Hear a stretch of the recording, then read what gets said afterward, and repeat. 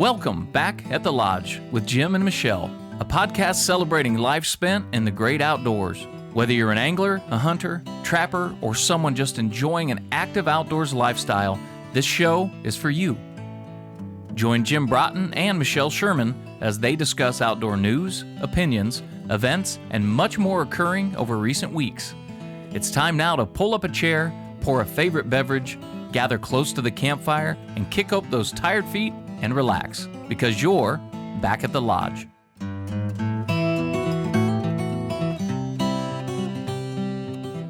Greetings back at the Lodge, listeners. This is Michelle, riding solo, traveling I-90 once again, heading west to South Dakota. I'm at Albert Lea, just leaving 35 and making the big curve, heading west. If you hear a lot of noise, it's because I have a 14-foot kayak on the top of my vehicle this time. Actually, it might quiet down now I'm going in this direction. Wouldn't that be something? Depends on how the wind blows through the tides, I think. I know this isn't the best recording for my podcast, but when you have 6 hours of windshield time, this is what you do. So, why I'm heading to South Dakota is not to see my parents this time, although my mom will be present and participatory because she is helping me, but Cassie, my girlfriend that you have heard on previous podcasts, and I have wanted to do this little adventure called the South Dakota Kayak Challenge. And what it is, it's on the Missouri River. You start in Yankton, South Dakota, and you end up in South Sioux City, Nebraska. A place I'm very familiar with because my parents lived not far from there for many, many years. And entirely on the river. It's about 70 river miles. And it's a race. Although for Cassie and I, it's just, can we survive the 70 river miles, which is something neither of us have done even close to doing this. The most we have paddled in a day, I'm going to say, is like maybe 15 miles. And 15 miles is what it is from the starting point to the first checkpoint, and there's 4 checkpoints. And then the finish line. Yeah. So, I just don't know what to expect. I know physically I can do this physically. I don't know how you train for something like this. I asked the organizers at South Dakota Kayak Challenge, who are very nice, responded immediately to my questions. Wonderful people. Of course, they live in South Dakota, so why wouldn't they be wonderful? They gave me some Facebook pages and whatnot, but, those people were literally racing with their Garmins and keeping track, and I wanted to know more about endurance. So I think we're going to have to rely on my experience running half marathons, testing your body limits. I have a lot of electrolytes with me, a lot of fuel sources, different fuel sources in case one doesn't work. My mom, as I mentioned, will be at each and every checkpoint, and she is going to have additional food and water for us. So there's always someone there for us, so that's really nice. And we can rest at the checkpoint. Although Cassie and I do want to finish before dark, so we're going to start at 7 a.m. in Yankton, and our goal is to finish around 8 or 9 p.m. in South Sioux City. So that is a long day. Maybe we can record a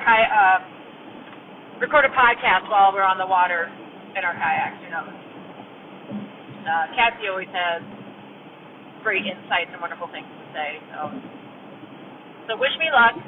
I want to give a shout-out and special thanks to my good friend Melissa Bachman, who let me borrow her Phoenix 3 Garmin watch. I was able to upload the coordinates for each checkpoint because when you're on the river, you don't know where the hell you're going. So thank you, Melissa, for letting me borrow that. She is one of the nicest people I know. She is a sweetheart, and if you ever get the chance to meet her, I hope you do at a trade show or an event. And she loves meeting people and gives a lot of energy to it, which is very draining. If you've ever done trade shows and talk with people all day, it's extremely draining. But Melissa always gives it 110%. So thank you, Melissa. Thank you for being you, and thanks for being my friend. It's hard to have good friends in this industry.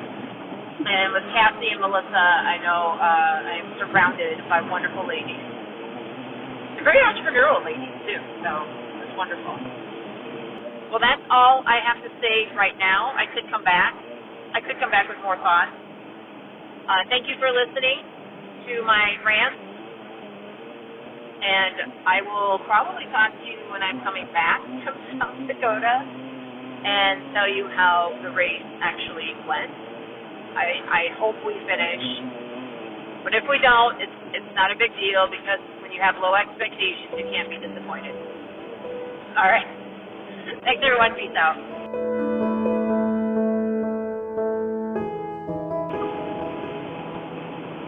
Well, happy campers, welcome back. It is Sunday morning, and I'm alive. I did make the entire 72-mile trip. I am shocked just as much as you are that I actually paddled 72 miles on the Missouri River. It was quite a feat. It was quite the weather we had to deal with for the first part of the trip, but then the latter half of the trip was pretty amazing. I probably would not do it again.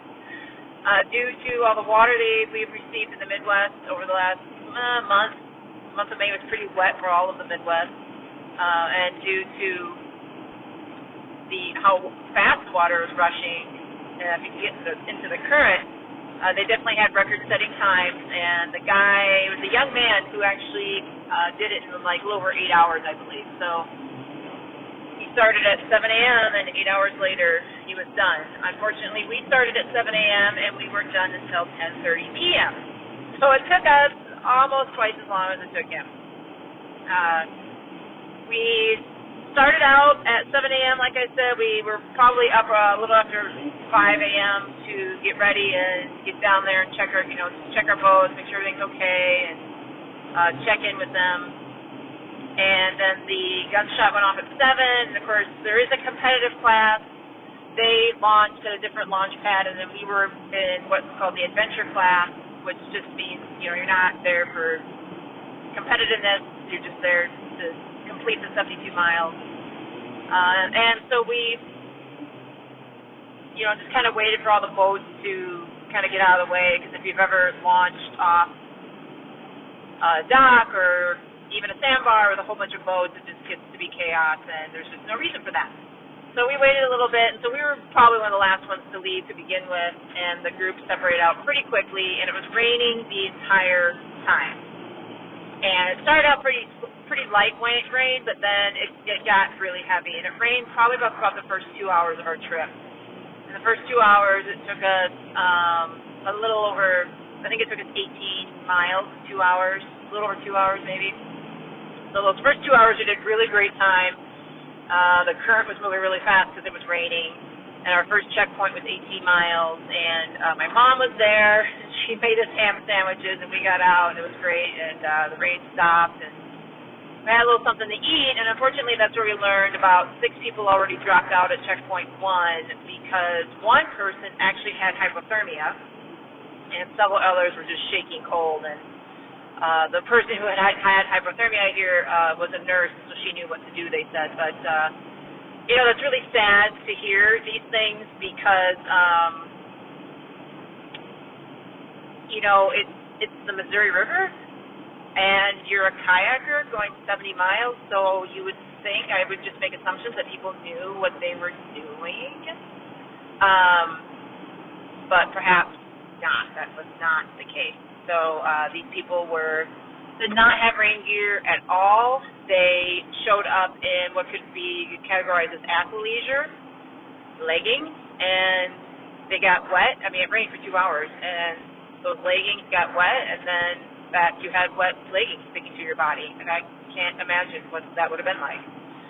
So I am a little bit disappointed in these people who did this trip that they weren't prepared. I feel like, I mean, I don't want to sound egotistical, but I really feel like Cassie and I were probably the most prepared people on the trip. I didn't see anybody else who had a second set of paddles on their kayak with them like we both did.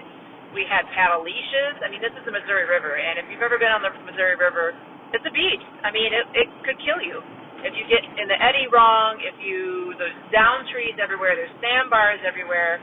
It is wide. It's extremely wide.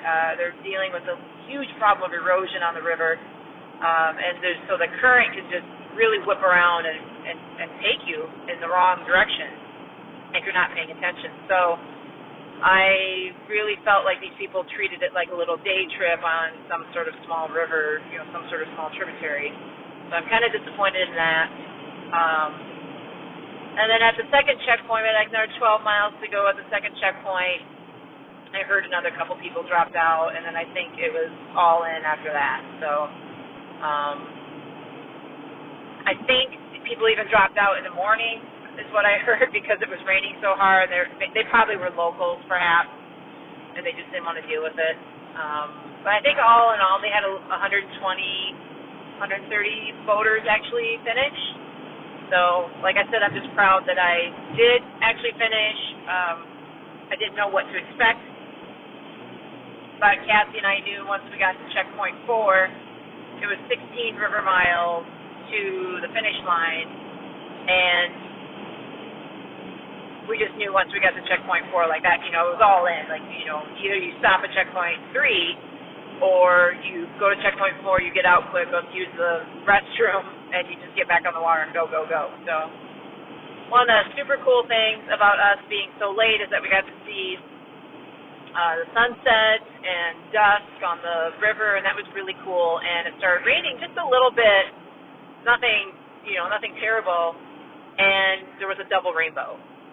And you guys, I don't know if you've ever seen a rainbow on the river while being on the river, a double rainbow, and we got to see the beginning and the end of where the rainbow touched down. It was amazing. I took a ton of pictures with my iPhone, but pictures will not do this rainbow justice. I can tell you that right now. It was just, I know I slowed way down paddling because I was just in awe of this beauty that God gave us, and I felt so lucky that even though I was on the water for 15 hours, that at hour 13, I got to see this double rainbow, and that, 90% of the paddlers did not get to see that because they finished very quickly.